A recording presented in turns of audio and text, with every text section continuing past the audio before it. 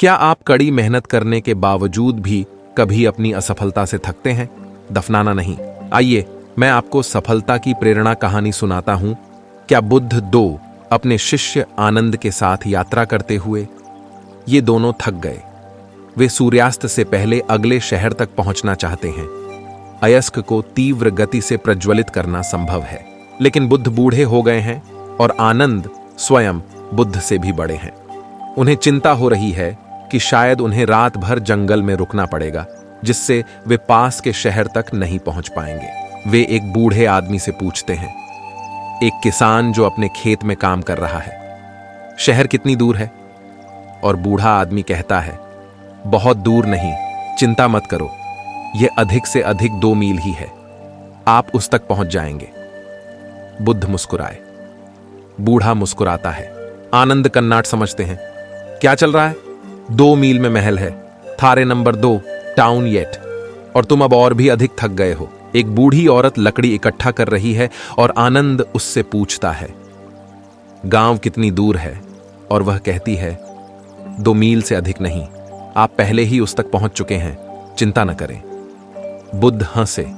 बूढ़ा हंसता है और आनंद दोनों को देखता है और कहता है, यह कैसी हंसी है, और 2 मील के बाद भी कोई नगर नहीं है। वे तीसरे आदमी से पूछते हैं और फिर वही उत्तर और वही स्थिति।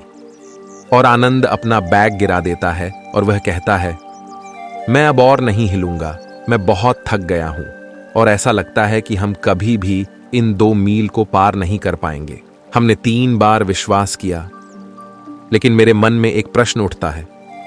40 वर्षों तक बुद्ध के साथ रहकर उन्होंने सीखा है कि ऐसे व्यक्ति के साथ कैसे रहना है। उनसे अनावश्यक प्रश्न नहीं पूछना है। लेकिन वह कहते हैं, अब अगर यह अनावश्यक या जरूरी है तो मुझे कोई फर्क नहीं पड़ता। एक बात जो आपको बतानी है मई, जब उस बूढ़े ने कहा 2 मील, तो तुम क्यों हंस रहे थे? बस 2 मील, आपको इससे अधिक नहीं जाना है।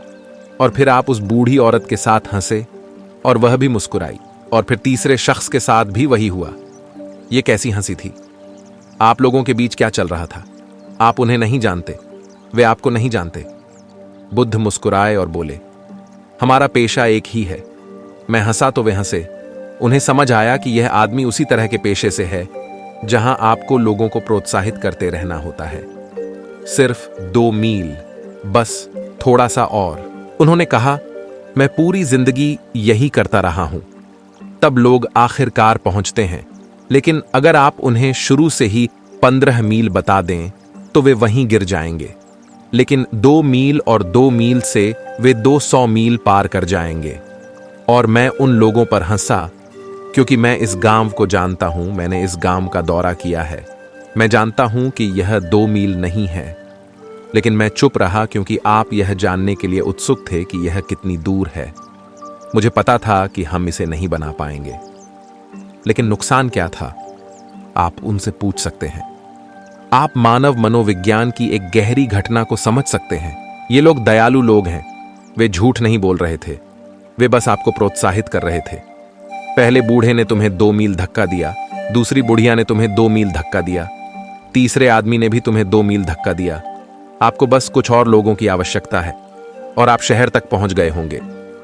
लेकिन अब आपने अपना बैग गिरा दिया है। ठीक है, हम यहां इस बड़े पेड़ के नीचे रह सकते हैं।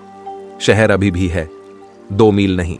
आप देखिए, जीवन में हमें एक दूसरे को प्रोत्साहित करते रहना चाहिए। यह झूठ नहीं है जब आप किसी व्यक्ति को धक्का देते हैं।